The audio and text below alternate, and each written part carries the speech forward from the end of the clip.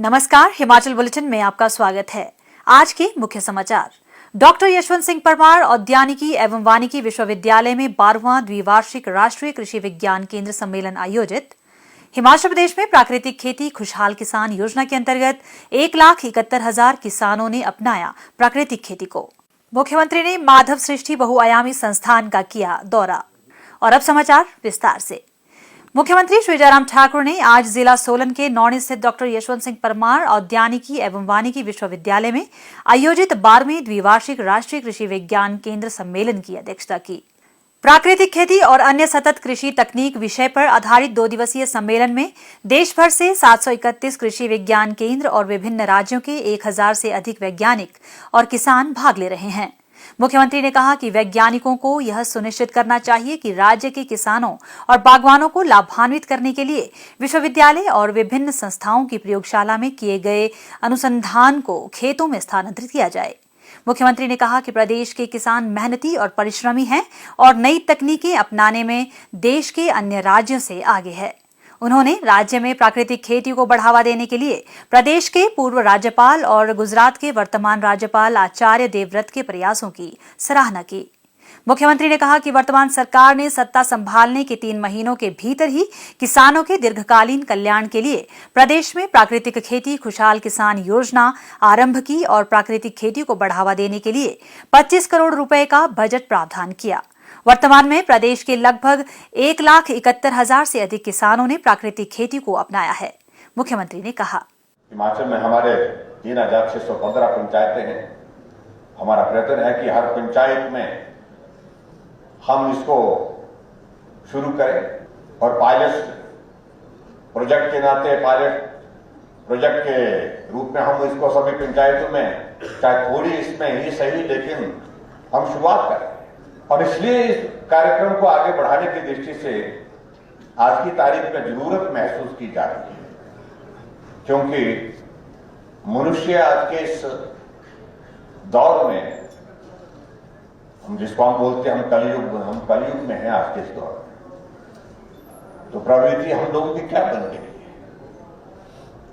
प्रकृति से हर वक्त हमारी एक्सपेक्टेशन ये रहती है कि ज्यादा चाहिए,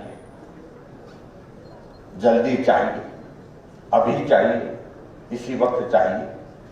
ये हमारे स्वभाव का हिस्सा बन गया। आखिरकार मनुष्य हम हैं और इसलिए हम सुने अध्ययन किए बिना कई बार मालूम पड़ता है कि ये डालने से, ये खाद डालने से बेहतर होगा, इससे जो है 4 गुना ज्यादा प्रोडक्शन हो जाएगी।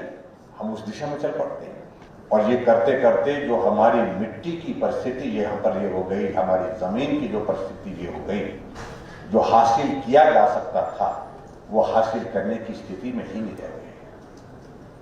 उसकी उर्वरता ही समाप्त होने की दिशा में पहुंच गई, जो हमारे लिए सबसे बड़ा चिंता का विषय है। बरस में ये संतुलन कैसे बिठा सकते हैं, किस प्रकार से हम बेहतर कर सकते हैं, मुझे लगता है कि इस दिशा में हम सब लोगों को चिंतन करने की आवश्यकता है। और आज और कल जो ये हमारी वर्कशॉप यहाँ पर है, इस वर्कशॉप के माध्यम से, क्योंकि आप लोग साइंटिस्ट हैं, आप लोग ही सारी चीजों को लेकर के, क्योंकि आपकी बात बहुत महत्वपूर्ण है, महत्वपूर्ण के साथ आपकी बात मानी जाती है, सुनी जाती है। हम रास्ता क्या निकाल सकते हैं जो हमारे समाज के लिए, हमारे देश के लिए, हमारे प्रकृति के लिए बेहतर हो सके। उस दिशा में हमको काम करने की आवश्यकता है। टेक्नोलॉजी का भरपूर उपयोग होना चाहिए, इस बात को लेकर के आदरणीय प्रधानमंत्री जी का विशेष आग्रह रहता है। ड्रोन टेक्नोलॉजी का एक बहुत बड़ा महत्वपूर्ण एग्रीकल्चर के सेक्टर में होगा। मुख्यमंत्री श्री जयराम ठाकुर ने कहा कि प्रधानमंत्री नरेंद्र मोदी ने विभिन्न मंचों पर प्राकृतिक खेती को बढ़ावा देने में हिमाचल प्रदेश के प्रयासों की कई बार सराहना की है। केंद्र सरकार ने देश भर में प्राकृतिक खेती को बढ़ावा देने के लिए केंद्रीय बजट में विशेष प्रावधान किया है। प्रदेश सरकार द्वारा राज्य में कृषि क्षेत्र को रसायन मुक्त बनाने के लिए चरणबद्ध तरीके से कार्य किया जा रहा है, जो आगामी 15 वर्षों में राज्य को एक प्राकृतिक कृषि राज्य बनाने की दिशा में कारगर सिद्ध होगी। मुख्यमंत्री ने कहा कि प्रधानमंत्री श्री नरेंद्र मोदी ने इस वर्ष के अंत तक किसानों की आय दोगुना करने का लक्ष्य रखा है। प्रधानमंत्री फसल विविधीकरण पर विशेष बल देते हैं ताकि किसानों की आय को बढ़ाया जा सके। मुख्यमंत्री ने आशा व्यक्त की कि इस 2 दिवसीय राष्ट्रीय सम्मेलन में वैज्ञानिकों को भारत में कृषि एवं बागवानी के भविष्य को और अधिक सुदृढ़ करने तथा इस क्षेत्र में उभरती प्रौद्योगिकी के बारे में गहन विचार विमर्श करने का अवसर मिलेगा। गुजरात के राज्यपाल आचार्य देवव्रत ने इस अवसर पर प्राकृतिक खेती को प्रोत्साहित करने के लिए मुख्यमंत्री श्री जयराम ठाकुर के प्रयासों की सराहना की। उन्होंने कहा कि प्राकृतिक खेती को अपनाना आज के समय की मांग है। इससे न केवल मृदा स्वास्थ्य में सुधार होगा बल्कि कृषि उत्पादन में वृद्धि होने के साथ साथ किसानों की आर्थिकी में बढ़ोतरी होगी। इस अवसर पर आचार्य देवव्रत ने वैज्ञानिकों से प्राकृतिक खेती के संबंध में अपने व्यक्तिगत विचार भी साझा किए। राज्यपाल और मुख्यमंत्री ने ICAR और विभिन्न विश्वविद्यालयों द्वारा प्रकाशित किए गए प्रकाशनों का भी विमोचन किया। इस अवसर पर प्राकृतिक खेती पर आधारित लघु फिल्म प्रकृति भी प्रदर्शित की गई। केंद्रीय कृषि एवं किसान कल्याण मंत्री श्री नरेंद्र सिंह तोमर ने नई दिल्ली से कार्यक्रम को वर्चुअल माध्यम से संबोधित करते हुए कहा कि भारत विकास के क्षेत्र में विश्व भर में अग्रणी राज्य के रूप में उभरा है। उन्होंने कहा कि प्रयोगशालाओं में किए जाने वाले अनुसंधान को खेतों तक ले जाना समय की मांग है। उन्होंने कहा कि उत्पादन बढ़ाने के लिए प्रौद्योगिकी का अधिक से अधिक उपयोग करना आवश्यक है, लेकिन इसके साथ ही रासायनिक उर्वरकों का कम से कम उपयोग किया जाना चाहिए। केंद्रीय कृषि एवं किसान कल्याण राज्य मंत्री श्री कैलाश चौधरी ने कहा कि किसानों की कड़ी मेहनत, समर्पण और देश के वैज्ञानिकों के प्रभावी अनुसंधान के फलस्वरूप देश में अनाज, बाजरा, तिलहन, फल, कपास, गन्ना आदि का रिकॉर्ड उत्पादन हो रहा है।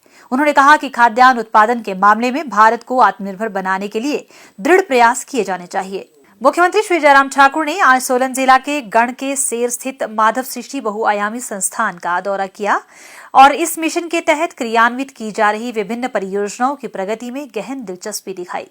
मुख्यमंत्री ने कहा कि माधव योगाश्रम स्वास्थ्य और आरोग्य के लिए एक प्रमुख आकर्षण साबित होगा। उन्होंने कहा कि वनस्पति विहार, भारत माता मंदिर आदि कार्य पूरा होने पर यह पर्यटकों के लिए अतिरिक्त आकर्षण का केंद्र होंगे। उन्होंने कहा कि परिसर में स्थित सरस्वती विद्या मंदिर क्षेत्र के छात्रों को शिक्षा प्रदान कर रहा है।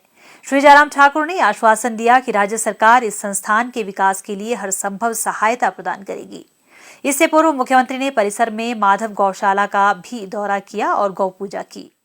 हिमाचल बुलेटिन देखने के लिए सब्सक्राइब करें YouTube channel IPR Himachal, follow करें ट्विटर @DPRHP, लाइक करें Facebook page information and public relations department Himachal Pradesh, visit करें वेबसाइट www.himachalpr.gov.in।